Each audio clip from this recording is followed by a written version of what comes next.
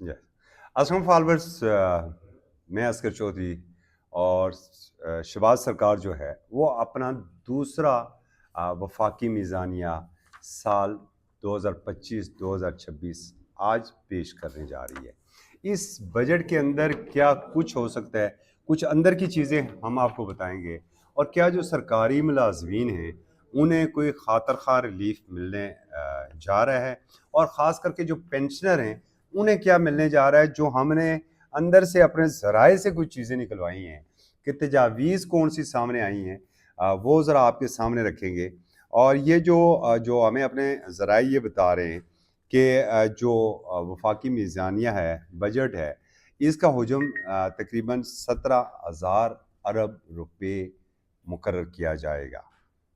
यह जाने का अमकान है, और दफाई बजट में भी कुछ इजाफा मुतवक्के है, होना भी चाहिए, क्योंकि अफवाज पाकिस्तान ने इतनी अच्छी परफॉर्मेंस दी है और बिलखसूस पाक भारत जंग के दौरान पूरी कौम के सर फ़ख्र से बुलंद किए हैं, तो बिल्कुल दफाई बजट में इजाफा होना चाहिए।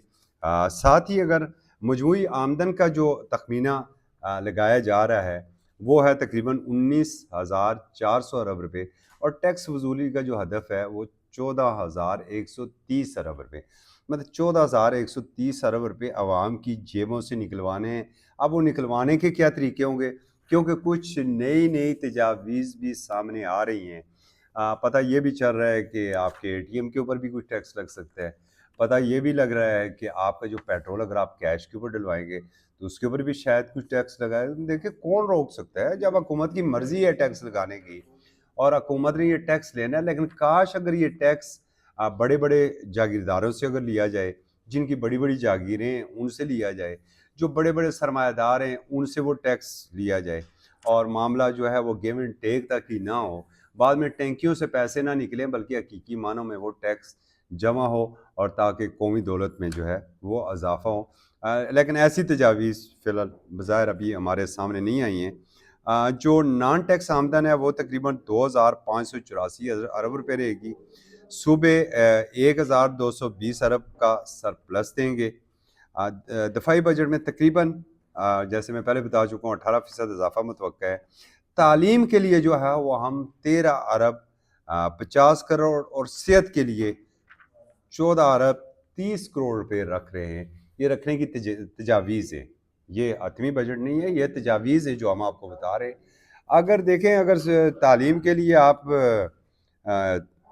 14 अरब, और सेहत के लिए अगर आप जो है वो 16 अरब रुपए या इस तरह के कुछ रखेंगे, तो मेरे ख्याल इसका मतलब फिर कौम तो बड़ी सेहतमंद हो गई है।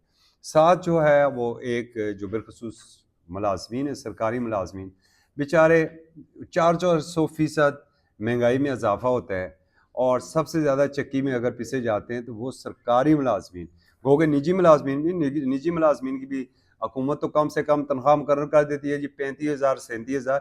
हुकूमत चाहे 50,000 मुकर्रर कर दे, अब आजर ने जितनी देनी है, कहीं 18,000 दे रहे हैं, कहीं 25,000 दे रहे हैं, वो एक अलग सब्जेक्ट है। लेकिन जो गवर्नमेंट मुलाजमीन है उनकी हमेशा ये आस होती है, और वो एहतजाज भी करते हैं, और हमारे ये ज़राए भी कह रहे हैं कि कल मुलाजमीन जो हैं वो करेंगे एहतजाज, भी एक बड़ा एहतजाज वो करने जा रहे हैं इस्लामाबाद के अंदर।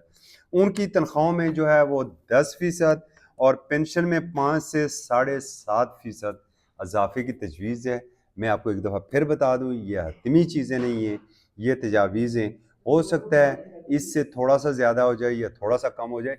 वैसे हुकूमत से ज़्यादा उम्मीदें वाबस्ता रखना भी मुनासिब नहीं है, क्योंकि माजी की जो तजर्बात हैं वो बिल्कुल हमारे सामने हैं कि वो अगर 25% इजाफा हुआ है तो वो पीपल्स पार्टी के दौर में हुआ है, और किसी के दौर में नहीं हुआ है।